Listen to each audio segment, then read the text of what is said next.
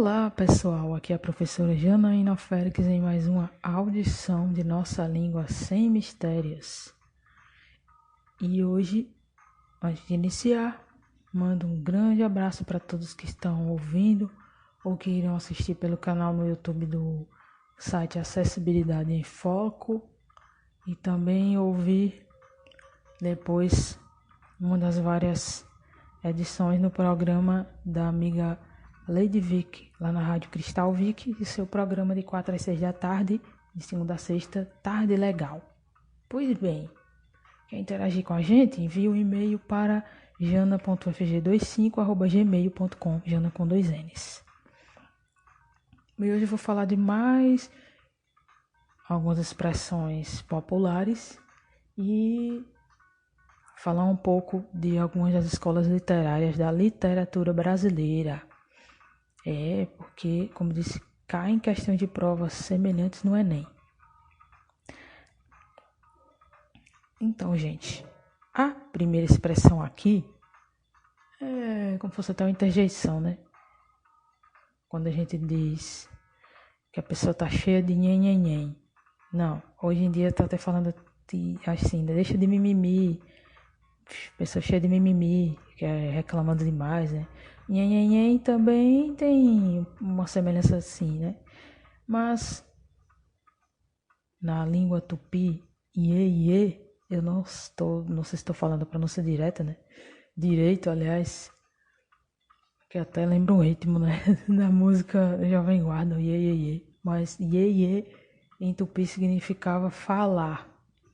E os índios, coitados, quando os portugueses chegaram aqui, não entendiam essa linguagem deles e muitas vezes diziam assim, né? Esses portugueses ficam cheios de nhenhenhen,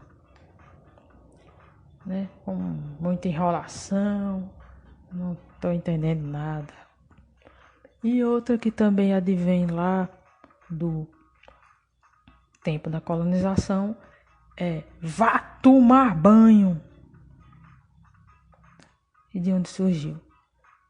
Segundo o livro de Gilberto Freire, do sociólogo Gilberto Freire,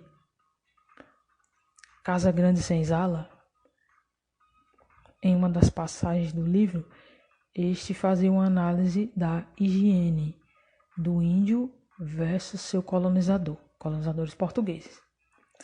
Então, devido às guerras, a guerra religiosa que houve lá na Europa, né, das cruzadas, os portugueses se contaminaram, acabaram se contaminando aí com várias doenças até de pele, venéreas e que por crendices também, da propagação de algumas crenças do cristianismo, da Igreja Católica, que tinha muita força nesse tempo, junto com o reinado, os portugueses raramente tomavam banho e tinha aquilo como pecado da nudez.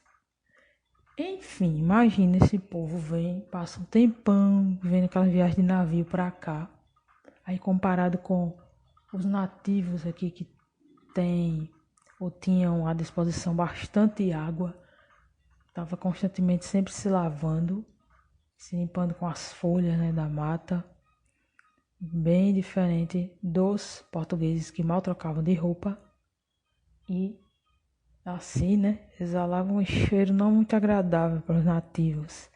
Então, quando os índios aí já estavam fartos de receber ordens desses intrusos que chegaram aqui já mandando em tudo, aí eles diziam para eles, vá tomar banho. Os índios diziam isso para os chefes, né, para os colonizadores. Meu Deus.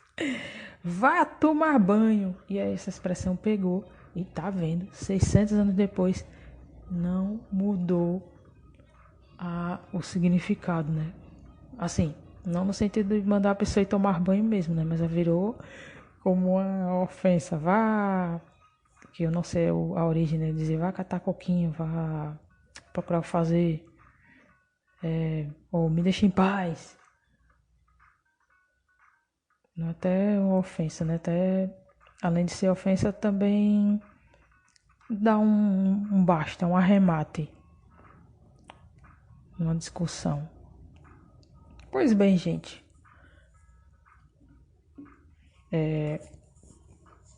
no contexto desse tema, vamos falar sobre o primeiro período da literatura brasileira, que iniciou, claro, muito tarde, né? Nos registros se registra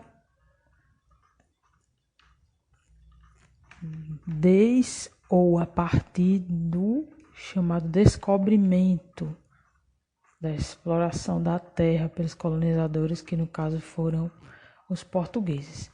Mas lá em Portugal, que também a gente estuda na literatura portuguesa, que faz parte, né, do junção, né, do que foi a literatura aqui, já a cultura lá na Europa, né, em Portugal, já existia há muito tempo. Mas o registro aqui no Brasil da literatura brasileira inicia-se em 1500, no século XVI, mais precisamente. Século XVI é quando, a partir de 1501, a gente soma 15 mais 1 para contagem histórica, e aí já se diz século XVI. O século XXI da gente, nosso atual, começa a contar em 2001, porque a pessoa soma 20 mais 1 e vai durar aí até 2101. 101. Quem vai estar vivo até lá, né? Enfim, o milênio sim, né? Teve a virada do milênio em 2000, que foi até mais festejado, aquela coisa, data enigmática. Mas 2001 é que efetivamente se iniciou esse século que estamos no século XXI. E esse período aí, voltando lá, em 1500, foi chamado, não menos literal que quinhentismo. Podemos dividir as obras escritas em dois tipos nesse tempo. A literatura informativa, representada pelas cartas de Pero Vaz, que foi aqueles relatos para o rei, né? Falando de forma bem clara, mas também colocando aquela linguagem poética, subjetiva, falando da maravilha que eram as terras de Veracruz, ainda não descobertas, né? Por acaso descobertas. E temos aí também a literatura formativa, de formação, que no caso foi representada pelos catequistas, como Padre José de Anchieta e Padre Manuel da Nóbrega.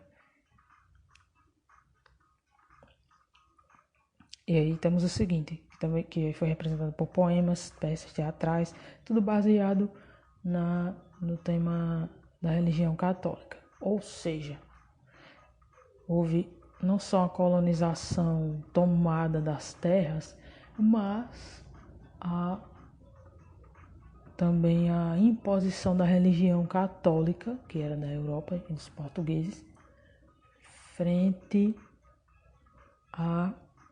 aos cultos à fé dos nativos, né? Tantas tribos, tantas crenças, que, ao meu ver, devia ser respeitada. É por isso que a gente cresceu, né? Evoluiu aqui e não sabe praticamente nada da cultura indígena, né? Nos foi retirado tudo isso. Mas há tanto tempo depois é que se aos poucos está, vamos dizer aquela expressão, dando a César o que é de César.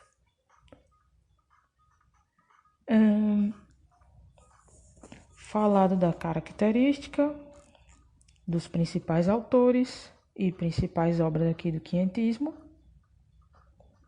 que podemos dizer mais? Dá um exemplo de exercícios que podem cair no Enem. Gente, então, para não ficar tão grande o áudio, na próxima semana eu trago uma questão do Enem para a gente analisar, destacando aí o quinhentismo, essa escola literária brasileira chamada de quinhentismo, ok? Estudar é sempre bom. Até a próxima, pessoal!